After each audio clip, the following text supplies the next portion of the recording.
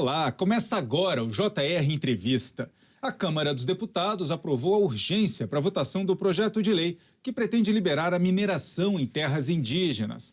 Na prática, a aprovação do requerimento de urgência acelera a tramitação da proposta, que agora pode ser votada diretamente no plenário da Casa, sem passar por comissões temáticas. Para falar sobre esse assunto, o JR Entrevista recebe o deputado federal Capitão Alberto Neto. Seja muito bem-vindo. Obrigado, Yuri. É um prazer estar aqui na Record, falar um pouco sobre os temas que está sendo tramitado no Congresso Nacional, na Câmara dos Deputados, como vice-líder do governo Bolsonaro. Para mim é um prazer estar explicando para a população a importância desses projetos para o desenvolvimento do nosso país. E, deputado, sem dúvida, esse é um tema que tem suscitado polêmicas, né? Muita gente falando do assunto. Então, vamos começar do começo. Por que um projeto que libere a exploração mineral nessas terras indígenas? O projeto ele fala tanto da exploração mineral, como também da utilização do potencial energético que as terras indígenas possam ter. É um projeto importante. A Constituição, para deixar claro, a Constituição ela já permite a exploração mineral em terras indígenas. Ela dá algumas condições.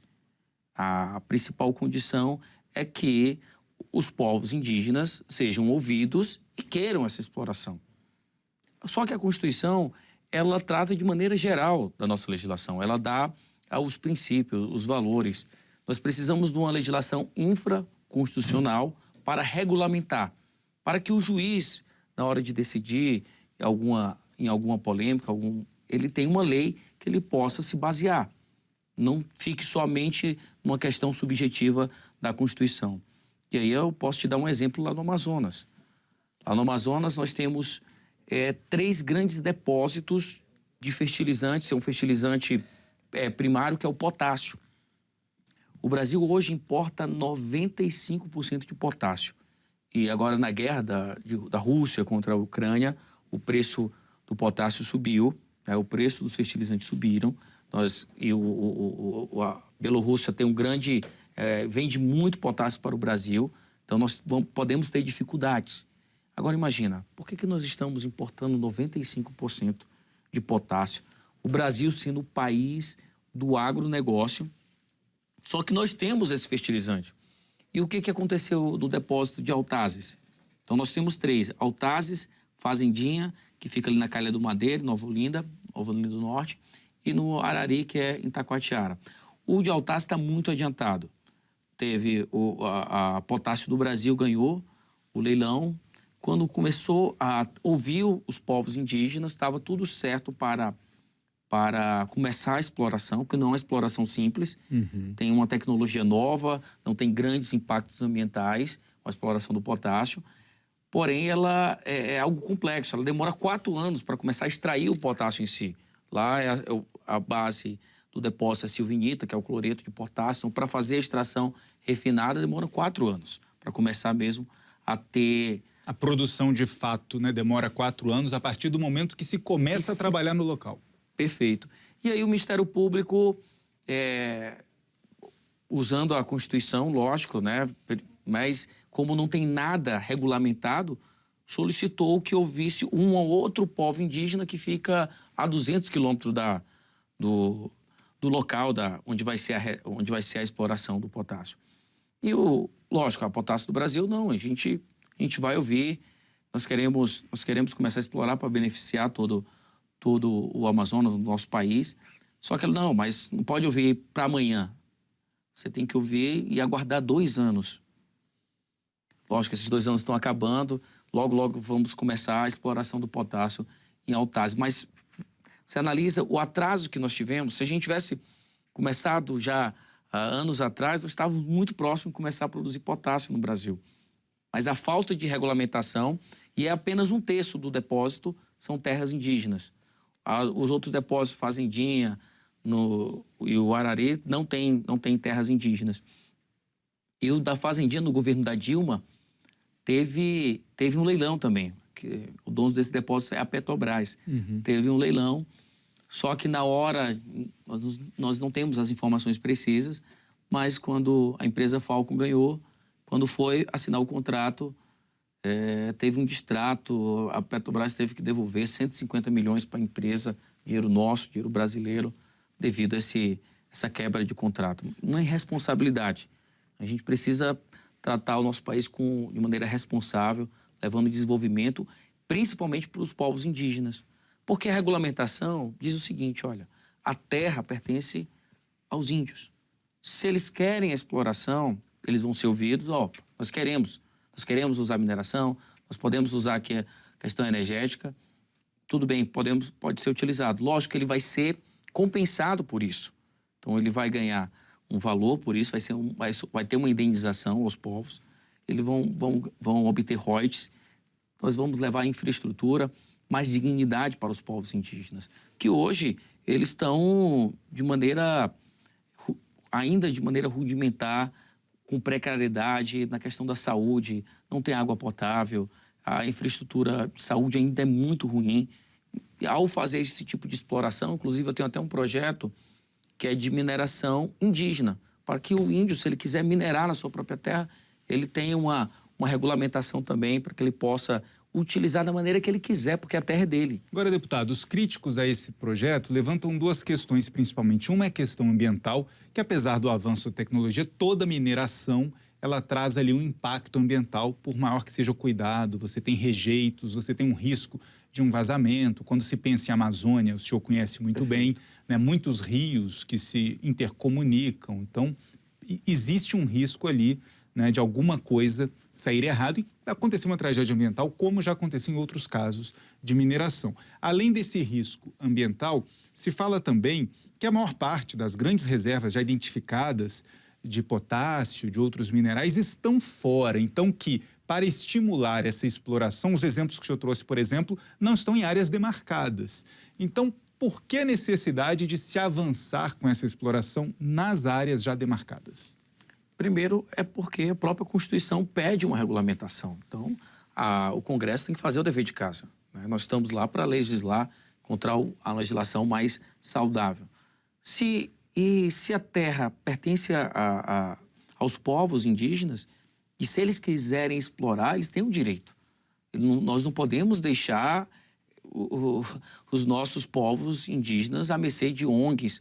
E eu já presenciei, porque eu sou de lá, eu sou do Amazonas, já vi como essas ONGs influenciam os povos indígenas, deixando os nossos povos ainda de maneira sem dignidade. Nós queremos levar, porque o índio hoje, o local já foi contaminado. Já existem outros povos, existe a comunidade ribeirinha, né, que então não dá para ele, muitas vezes ele passa necessidade, não dá para caçar como há 100 anos atrás, né? Precisamos de água potável para as terras indígenas. Então, se o próprio índio... E eu lembro agora do caso que o presidente teve em São Gabriel da Cachoeira, o presidente Bolsonaro, e os índios pediam ao presidente internet, eles queriam internet. Eles querem ter acesso à educação, eles querem ter acesso à água potável, eles querem ter acesso à estrada, infraestrutura. Então, é possível você fazer de maneira responsável, levar essa infraestrutura e, lógico, conversando com os povos. Eles são os donos da terra. Agora, se eles quiserem explorar, nós vamos ter uma regulamentação que ele possa fazer isso de maneira responsável, prevendo toda essa questão do impacto ambiental. E a aprovação da votação em regime de urgência não encurta o diálogo, em vez de estimular o debate, explicar para a sociedade? Esses pontos que o senhor está explicando aqui para a gente, acaba que vai ter uma votação agora que pode ser feita diretamente no plenário, sem passar pelas comissões. Isso também não é uma crítica válida, não é um projeto que deveria ser melhor discutido? Perfeito. A Constituição é de 1988. Nós estamos aqui em 2022 e ainda não saiu essa regulamentação. Então, isso por si só já mostra a urgência desse projeto, o caso que eu trouxe aqui de Autazes, que nós ficamos no atraso na exploração do fertilizante. É 1/3 da terra de Autazes tem povos indígenas. Então, algo que a gente já poderia ter avançado. Então, há urgência, sim, no projeto. Agora, o presidente Lira, ele criou um grupo de trabalho para construir um texto com vários partidos, né? Dentro da democracia, partidos da oposição, partidos do governo, do centro. Então, esse grupo de trabalho vai trazer um aperfeiçoamento para o texto, amadurecendo o texto para que possa ser votado. Agora, o que me deixa, Yuri, chateado, é que às vezes um cantor lá do Rio de Janeiro, lá do Rio Grande do Sul, que não conhece a realidade dos povos indígenas, que não está lá na floresta, não sabe que as necessidades que esses povos estão, as necessidades reais, legítimas desses povos. Por exemplo, se você for ouvir, lá no caso da Autazes, que eu acompanhei mais de perto, todos querem, porque eles vão ser indenizados, eles vão ter melhor infraestrutura, eles vão ter uma vida mais digna e, lógico, cuidando sempre de maneira responsável, fazendo as recompensações ambientais que precisam ser feitas. Isso tudo tem licenças que vão ter que ser tiradas, vai ter fiscalização. Nós temos um código florestal que é o mais rígido do planeta Terra. O Brasil faz o dever de casa. O Amazonas preserva 97% da floresta. E se você contar a Amazônia Ocidental, a floresta em si, é em torno de 85%. Nenhum país do mundo tem o que nós temos. Então, é muito simples, é muito fácil. A França querer dar pitaco aqui na preservação ambiental do nosso país, o presidente dos Estados Unidos agora, o Biden, como se a Amazônia fosse um território internacional. Não, a Amazônia brasileira pertence aos brasileiros e nós estamos fazendo o dever de casa, sim. Obrigado, deputado. E você pode assistir ao JR Entrevista no portal R7, no Play Plus e também nas nossas redes sociais. E, deputado, ainda nesse assunto, né, ficou muito à tona o problema do Brasil depender muito de fertilizantes que vêm importados do mercado internacional. O senhor falou em 85%, 90% Isso. às vezes, né? Principalmente agora em relação à guerra, né, na Ucrânia. Mas a solução, o senhor já explicou aqui, não é a curto prazo, né? A partir da autorização para começar a fazer o trabalho lá de mineração, até o refino, até sair o produto para ser distribuído, vendido, comercializado, são anos. Então, esse projeto, acaba que a oposição vai usar também esse argumento. O projeto é urgente, mas ele não resolve de forma urgente a questão. Mas alguma coisa resolve de forma urgente essa situação ou esse é mesmo o primeiro passo? Perfeito. A ministra Tereza Cristina esteve no Canadá, né? O Canadá é um dos grandes produtores de fertilizantes, já para melhorar as relações comerciais, para que o Brasil tenha outros lugares de compra, de maneira que mantenha ainda o nosso agronegócio competitivo. E a guerra, muitas vezes, acelera a tecnologia. Nós temos muitos experimentos, por exemplo, na soja, de utilizar outros tipos de fertilizantes. Mas para quem não entende um pouco de fertilizante, para quem está nos ouvindo, nós temos os fertilizantes primários, que é a sigla NPK, que é nitrogênio. É como se fosse um adubo. O fertilizante é o adubo, né? E aí tem alguns elementos que ajudam nas plantações. É o adubo químico. O adubo químico é o nitrogênio, o potássio e o fosfato, né? Na verdade é o nitrogênio, o fosfato e o potássio. NPK são as siglas da tabela periódica. Só que existem outros tipos de fertilizantes. Nós temos micro-organismos, bactérias que produzem também, que ajudam também na fertilização. E isso já está sendo bem desenvolvido em vários laboratórios. Eu presenciei um lá no nosso próprio CBA, que é o Centro de Biotecnologia da Amazônia, que vinha desenvolvendo grandes plantações de sojas. Já utilizam esse tipo de técnica, né, das bactérias, de micro-organismo, fazendo essa adubação. Tem outros produtos que são retirados do mar, que também ajudam, que estão sendo trabalhados, que também ajudam na fertilização. São técnicas que a primária é o NPK, mas temos outros tipos de adubo, de fertilizantes, que podem reduzir os custos da fertilização e ser algo a curto prazo, que a gente possa usar, mas pela grandiosidade do nosso país, a gente tem que pensar a médio e a longo prazo. Nós precisamos começar a produzir potássio. O Brasil importa hoje 70% dos fertilizantes. Só que o potássio em si, que é um dos principais fertilizantes, é 95%. E tudo em dólar. Então, quando acontece a guerra, os preços sobem, deixa o nosso agronegócio menos competitivo. Isso é muito ruim para o nosso país. Eu acho que nós temos todas as riquezas do planeta, estão aqui na nossa terra. E a gente não tem explicação para que o Brasil ainda não se tornou um país de primeiro mundo. É saber de maneira responsável, sempre de maneira responsável, utilizar a riqueza que nós temos e transformar essa riqueza para o nosso povo. Eu dou o exemplo lá do Amazonas, um estado tão rico que tem praticamente toda a tabela periódica lá, todos os minerais,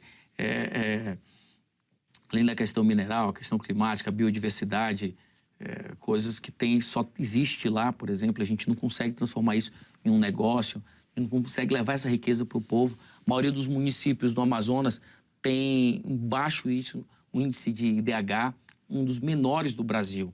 Aí você pensa, um estado tão rico e um povo tão pobre.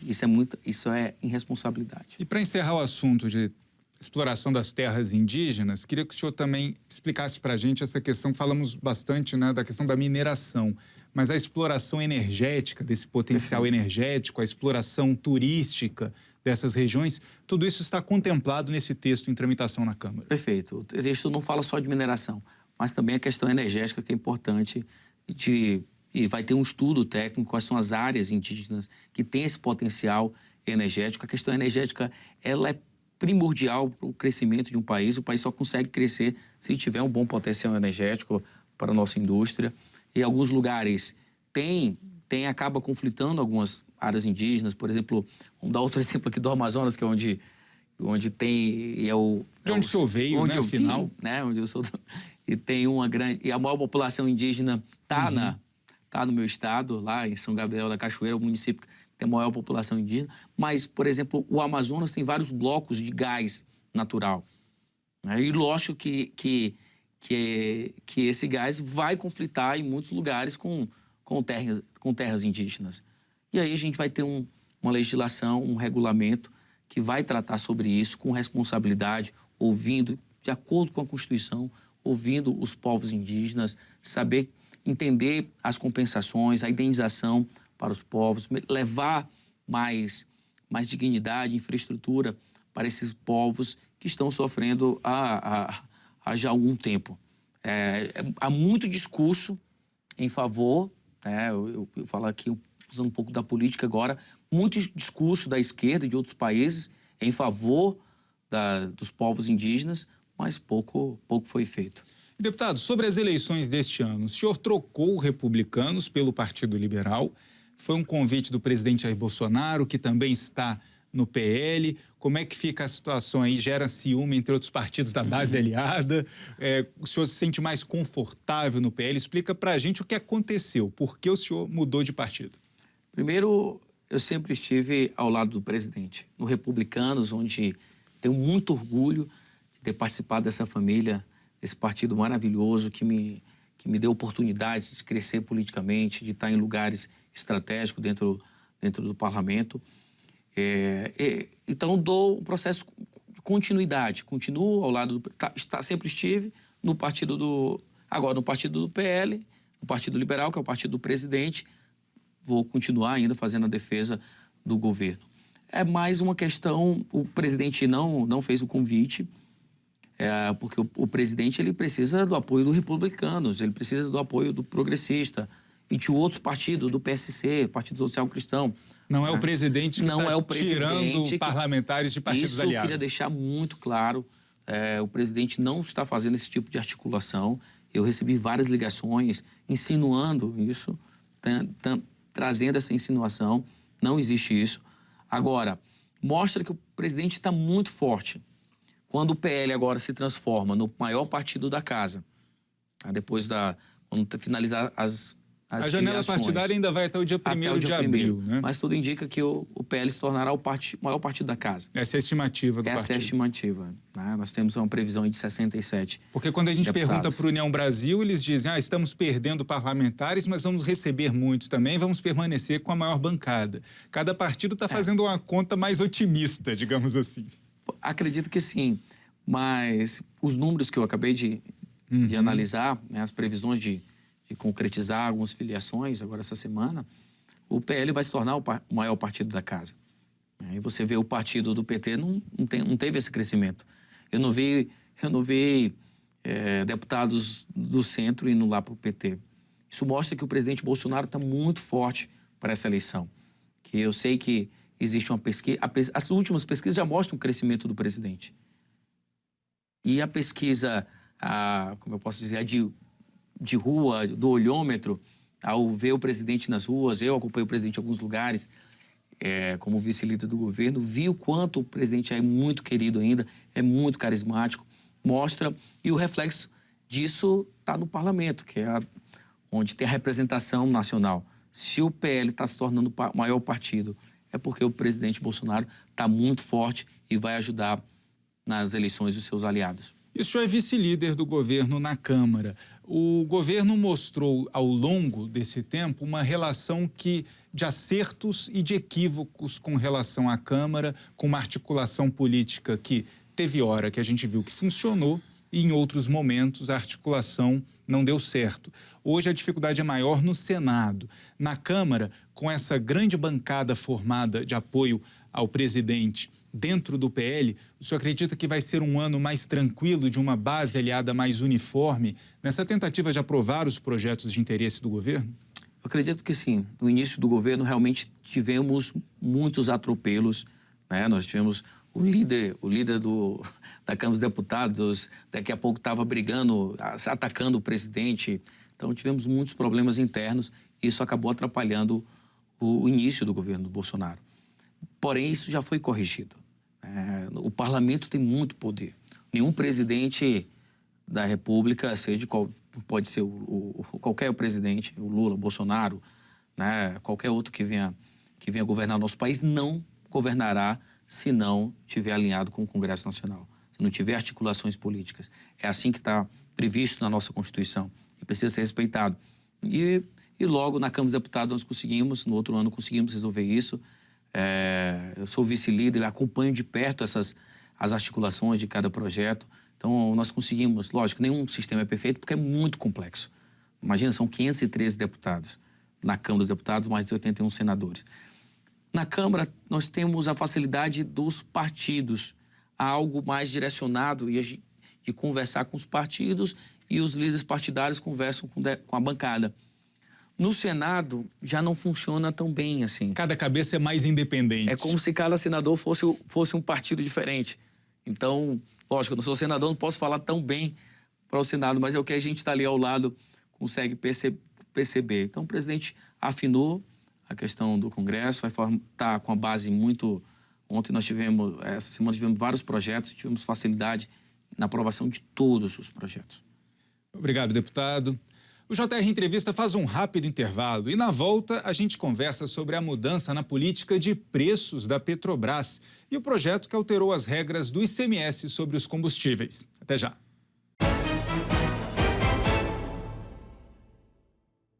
Estamos de volta com o JR Entrevista. E aqui com a gente o deputado federal, capitão Alberto Neto. Deputado, tem quase uma semana que o presidente sancionou aquele projeto aprovado na Câmara e no Senado, que a expectativa é de uma redução, né, no valor final do ICMS, aquele imposto estadual cobrado pelos estados, com uma uniformização dessa cobrança, mas o consumidor não encontrou um preço mais baixo na bomba de combustível. O que está faltando? Já está sancionado, já virou lei, e agora? Primeiro, o presidente fez o dever de casa. Nós temos uma guerra, e isso fez com que o barril do petróleo aumentasse. E, lógico, que o Brasil também está sofrendo com isso. O mundo todo está sofrendo com a alta dos combustíveis, não é só o Brasil. E o governo sinaliza, não, vamos fazer o dever de casa. Nós temos um problema muito grande na tributação dos combustíveis. É um manicômio até semana passada. Como é que era o preço? Você calculava, cada estado calculava uma média de preço dos combustíveis e o imposto vinha em cima dessa média. Então, cada estado tinha um preço diferente e o preço, mais de 50% do preço dos combustíveis são dos impostos. O presidente dá uma sinalização em zerar o PIS e o CONFINS, isso aí já reduz muito o preço do diesel e do gás. E o ICMS é cobrado na fonte, uma taxa única no país inteiro. E o que está faltando agora é que o Conselho, os fiscais de todos os estados, o CONFAZ, se reúna e possa extrair qual é a alíquota, não é mais em porcentagem, em sim em valor por litro. Porque sabe o que acontecia?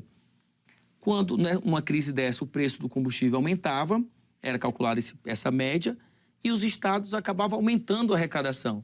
Mas como assim? Nós estamos numa crise, não tem emprego, nós estamos com dificuldade de colocar o recurso no mercado e os estados aumentando a arrecadação à custa do povo brasileiro, do suor do povo brasileiro na alta dos combustíveis. Não faz sentido isso. Então vai ser um valor por litro, um valor fixo. Isso está precisando ser construído o mais rápido possível para que o Estado faça a sua parte na redução dos preços. Então só isso aí foi um grande avanço na legislação. Então agora é com os governadores. Agora essa parte é com os governadores. Tá um atraso desses governadores. Muitos estão entrando até na justiça para impedir essa legislação, entrando no Supremo para que o Supremo torne essa legislação inconstitucional. Isso é um absurdo. Mas eles rebatem, né, deputado? Dizem que o principal ponto não é o imposto, que a cobrança do ICMS, a fórmula sempre foi essa, desde que o combustível era R$ 2, R$ 3 o litro da gasolina ou do óleo diesel. Que o problema é a paridade internacional do preço da Petrobras. Ela cobra aqui em dólar o valor do barril do petróleo no mercado internacional. É possível mexer nisso? O presidente Bolsonaro até tem mostrado, né, em público, insatisfação com essa política de preço da Petrobras, mas disse que não vai interferir nisso. Como é que o senhor acha que é possível resolver essa questão? Perfeito. Primeiro, o petróleo é uma commodity. Então, toda commodity, ela sofre o preço internacional, né? Por isso a dolarização. Antes da dolarização, a Petrobras, ela era a empresa de petróleo mais endividada do planeta. Então, uma empresa nossa, eu sei que ela tem uma parte do capital privado, mas 37% é nosso. O maior acionista é o governo brasileiro. Então, nós temos interesse que a Petrobras continue crescendo, porque ela é responsável de 4% do nosso PIB. É dinheiro para a educação, é dinheiro para a saúde, é o dinheiro lá para o Auxílio Brasil, para ajudar os mais necessitados. Então, nós precisamos continuar com que a Petrobras continue crescendo, evoluindo, desenvolvendo. Os governos anteriores quebraram a empresa. Por exemplo, nós não refinamos ainda 100% do nosso petróleo, porque, por exemplo, nós tivemos problema de corrupção lá na Abreu e Lima, lá em Pernambuco, a Compeg lá no Rio de Janeiro, a compra lá da empresa falida lá em Passadina. Então, tudo isso fez com que a empresa retrocedesse. E agora que ela está no caminho certo, volta a crescer. Então, o problema não é a questão da dolarização. Se você fizer uma comparação do salário mínimo, lógico que nós temos a chamada inflação, mas se a gente comparar, eu vi até o Luciano Hang fazendo um videozinho comparando, em 2006, o salário mínimo era R$300 e a gasolina era R$2,50. Então, o salário mínimo conseguiria comprar 120 litros. No atual governo, o salário é R$1.212, o preço da gasolina está R$8, você tem poder de compra de 150 litros. Mas, lógico, nós queremos evoluir, nós queremos pagar um combustível mais barato? Sim, isso está sendo tratado. A Petrobras tem uma parte da culpa, por exemplo, o barril do petróleo baixou hoje. O dólar também baixou. Por que a gasolina não baixou ainda? Então, a Petrobras tem que agir de maneira rápida para beneficiar todos os brasileiros. Não é só para aumentar, é na hora de baixar também. Muito obrigado pela entrevista, deputado. O JR Entrevista fica por aqui, lembrando que você pode assistir ao programa no portal R7, no Play Plus e também nas nossas redes sociais.